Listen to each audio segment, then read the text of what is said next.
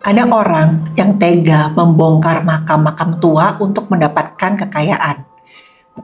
Bukan dengan mengambil tali pocongnya, tapi dengan menjual belikan kerangka. Penjaga makam bilang kalau yang dilakukan oleh pelaku ini benar-benar seperti di film-film horor. Dan pelaku bahkan dengan berani menawarkan dagangannya ini di media sosial.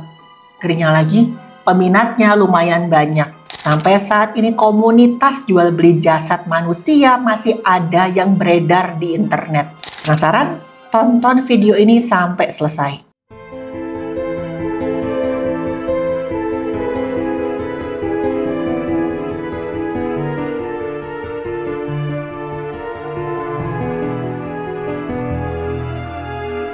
Halo, saya Dr. Stefani. Saya seorang dokter spesialis forensik dan medico legal, dan saya belajar dari yang mati. Bulan November 2025 kemarin baru aja terjadi kehebohan di Mount Moriah Cemetery, Pennsylvania, Amerika Serikat. Ada penjaga makam yang bilang terjadi pencurian kerangka manusia. Dan dia bilang nih, kejadiannya mirip banget sama film horor zombie. Jadi penjaga makam sedang jalan-jalan, patroli, dan dia ngeliat nih, ada satu bangunan makam atau istilahnya mausoleum yang kelihatan hancur di bagian depannya. Ketika didekati, ternyata lantai yang terbuat dari marmer tebal itu udah hancur berkeping-keping. Di dekat sana, ada tali yang terikat ke cabang pohon dan sepertinya digunakan untuk entah siapapun itu masuk ke dalam makam. Gede banget ya, persis banget sama film zombie. Dan makam itu punya seorang wanita namanya Martha Hunter. Dan beliau sudah berpulang di tahun 1869 di usianya yang baru 15 tahun. Dan benar aja, waktu dicek makamnya udah kosong. Sisa-sisa kerangkanya semua udah hilang, gak tahu diambil sama siapa. Mereka memanggil pihak yang berwenang, dan ternyata pelakunya sepertinya bukan orang yang teliti.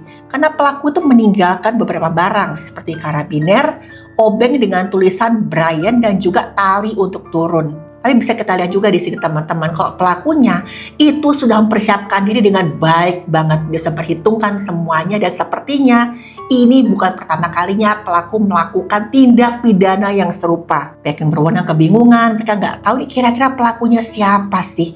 Walaupun mereka sudah mendapatkan nih sampel DNA dari barang-barang yang ketinggalan tadi. Tapi nggak ada pembandingnya, karena pelaku belum masuk ke daftar pelaku tindak kriminal. 3 minggu kemudian terjadi hal yang sama.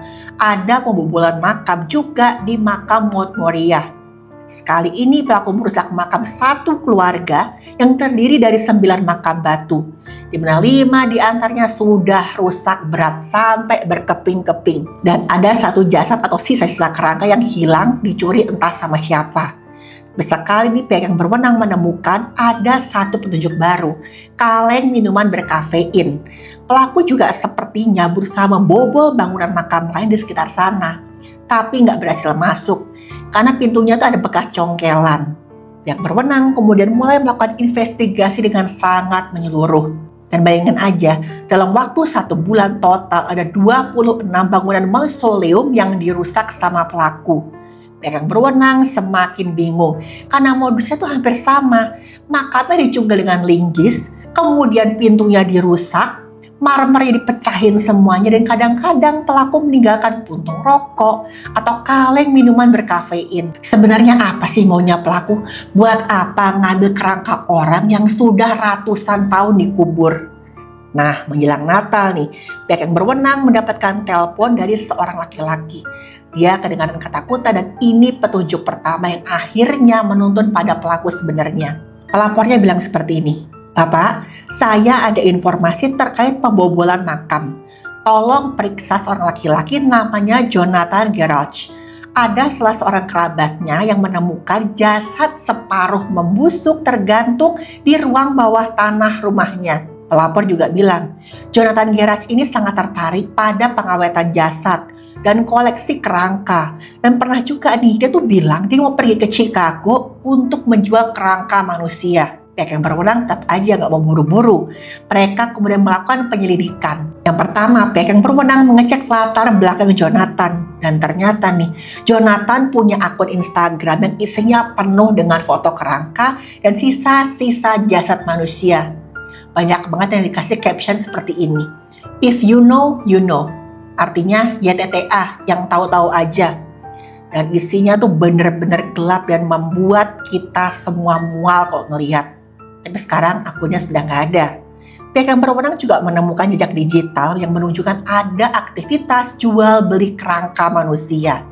Sejak saat itu Jonathan Gerach berada dalam pengintaian pihak yang berwenang. Waktu diawas dari jauh ternyata kelihatan nih, si Jonathan sering banget keluar masuk pemakaman. Puncaknya tanggal 6 Januari 2026 kemarin, pihak yang berwenang melihat Jonathan mengendarai mobilnya ke Mount Moriah Cemetery. Di sanalah si Jonathan masuk bawa linggis dan ada sebuah karung. Ditungguin yang pihak yang berwenang sampai Jonathan keluar lagi. Begitu keluar lagi langsung dikepung dan dilihat, benar aja di dalam karungnya itu ada beberapa tengkorak, tulang belulang manusia, dan mumi dua manusia yang ukurannya masih sangat mungil. Jonathan langsung diamankan oleh pihak yang berwenang, sementara yang lain melakukan penggeledahan. Di ruang bawah tanah rumahnya Jonathan, mereka menemukan ada banyak banget tengkorak manusia. Ada juga satu jasad tanpa kepala, tangan, dan kaki. Jadi cuma bagian dada sama perutnya aja. Mereka juga menemukan jasad-jasad yang mulai rusak atau membusuk. Dan lebih dari 100 set jasad utuh di rumah Jonathan. Ada juga di ruang penyimpanan khusus. Ya, saking niatnya Jonathan ternyata menyewa satu ruang penyimpanan khusus untuk menyimpan jasad manusia yang mau dia jual belikan. Dalam itu juga diumumkan kalau pencuri makam di Delaware sudah ditangkap. Siapa sih Jonathan Gerach ini? Jonathan Gerach ini dikenal sebagai orang yang pendiam sama tetangganya dan jarang banget bersosialisasi. Istilahnya lumayan introvert lah. Jonathan ini ternyata tergabung dalam sebuah band bernama Road to Milestone dari tahun 2010 sampai 2018. Nah, teman-teman ngebeda Jonathan bilang sebenarnya Jonathan tuh orangnya baik loh, simpatik banget dan sering ngobrol sama kita. Orangnya seru kok, makanya kita kaget kok dia tega melakukan hal seperti ini. Dan teman-teman ngebandnya Jonathan ini sama sekali nggak tahu soal akun media sosial Jonathan yang berisi katalog bagian tubuh manusia. Akun Jonathan yang ini ternyata banyak banget memfollow atau mengikuti akun lain yang bertema koleksi kerangka, osteologi atau ilmu tentang tengkorak, jual beli tulang, dan juga taksidermi. Taksidermi ini seni mengawetkan jasad hewan. Tetangga Jonathan mengaku dia pernah ngeliat waktu sedang jalan depan rumahnya Jonathan, kok di balik jendela rumahnya itu ada banyak banget lalat yang kayak gak bisa keluar. Jumlahnya sampai puluhan.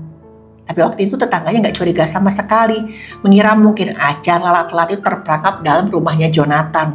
Padahal yang nggak dia tahu mungkin aja saat itu Jonathan sedang persiapkan jasad yang akan dia jual belikan.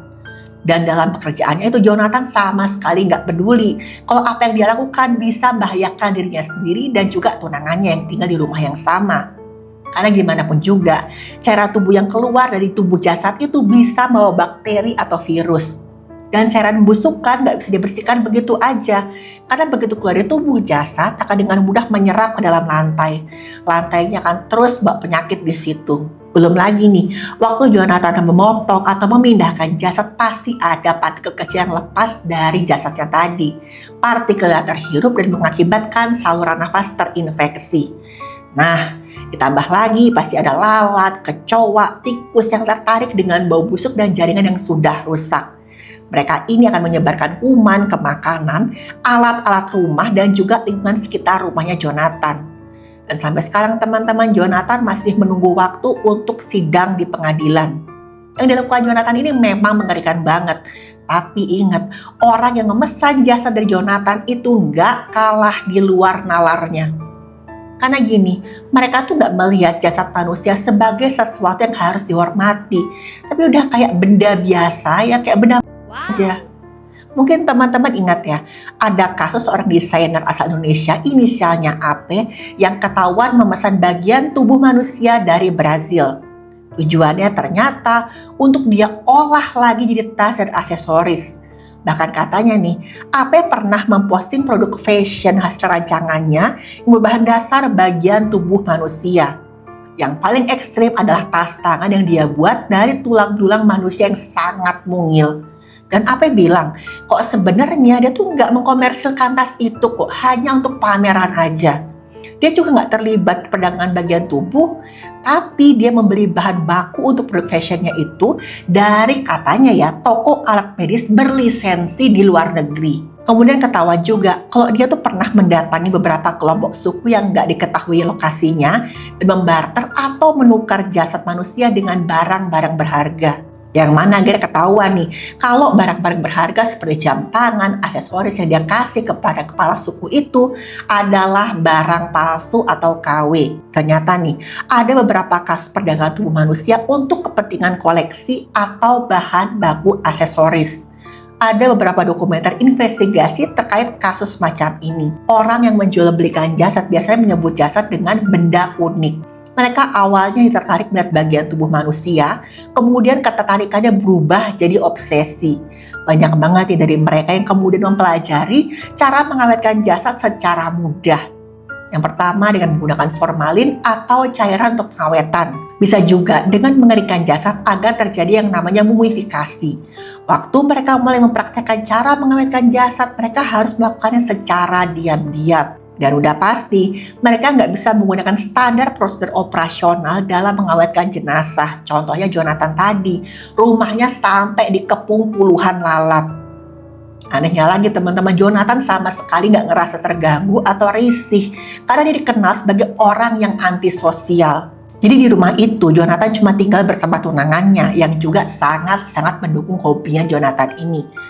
Akhirnya, Jonathan gak merasa jijik sama sekali meskipun rumahnya penuh dengan bau busuk dan juga lalat. Dengan tenang, Jonathan kemudian menyewa tempat penyimpanan khusus dan menaruh jasad-jasad manusia di sana, yang udah gak lagi muat di ruang bawah tanah rumahnya. Jonathan sama sekali gak peduli kalau ruang bawah tanah rumahnya itu ada 100 kerangka dan potongan-potongan tubuh manusia. Dan sampai saat ini pihak yang berwenang masih berusaha mengidentifikasi jasad yang ada di ruang bawah tanahnya Jonathan. Dan mereka kesulitan luar biasa karena ada beberapa tulang yang usianya sudah ratusan tahun. Jadi kemungkinan besar ya gak akan teridentifikasi karena keluarga untuk pembandingnya udah gak jelas ada di mana. Tapi yang jelas ya teman-teman, Jonathan akan didakwa dengan banyak banget dakwaan. Antara lain, tindakan tidak pantas terhadap jasad manusia, perampasan, dan juga penodaan terhadap makam. Efek tindakannya Jonathan bagi orang sekitarnya itu sangat-sangat besar. Gak hanya mereka semua merasa jijik dan takut, mereka juga merasa sangat miris. Karena ternyata masih banyak gerakan di bawah tanah terkait jual beli makam. Dan sebagian besar ada di internet. Bulan Januari tahun 2022, ada seorang ibu namanya Dena di Arkansas yang menjadi korban pencurian makam. Pelakunya bukan Jonathan, tapi orang lain namanya Jeremy Pauli. Dena ini baru aja kehilangan putranya yang lahir secara prematur. Dengan penuh rasa sedih dia makamkan putranya tadi. Dia bilang seperti ini, rasa sakit yang saya rasakan benar-benar luar biasa. Tapi ternyata gak seberapa dibandingkan kabar yang saya terima setahun kemudian. Bayangin aja, setahun kemudian dukanya belum habis, Dena mendapat kabar dari pihak yang berwenang kalau jasad putranya diduga kuat sudah diambil secara paksa dan dijual sebagai benda unik pada orang yang mengaku kolektor, dan kolektor itu rela membayar mahal. Dena shock luar biasa, dia merasa sangat trauma dan membayangkan putranya diperlakukan sebagai benda, sebagai paket, sebagai barang mati. Kebayang gak hancurnya hati seorang ibu yang baru aja kehilangan putranya. Dena bilang dia merasa sangat bersalah karena ngerasa gagal melindungi putranya. Tapi Dena gak mau diam begitu aja. Kemudian dia mendorong agar dilakukan perubahan kebijakan hukum supaya tindakan jual beli jasad bisa dijatuhi hukuman yang khusus. Karena teman-teman gimana pun juga yang namanya jasad manusia itu adalah orang yang dulu pernah hidup. Mereka sempat punya nama, disayang, dan selalu akan dirindukan oleh keluarga dan kerabatnya. Makam itu bukan sekedar tempat. Makam itu adalah simbol penghormatan terakhir. Merusak makam bukan sekedar kejahatan hukum, tapi juga kejahatan terhadap kemanusiaan. Sebesar apapun harga yang ditawarkan untuk jual beli jasad, keuntungan yang didapat dari penderitaan orang lain gak akan pernah jadi berkat. Kalau kita memang tertarik pada satu hal, ketertarikan kita seharusnya membuat kita merasa hormat dan bukannya malah mau.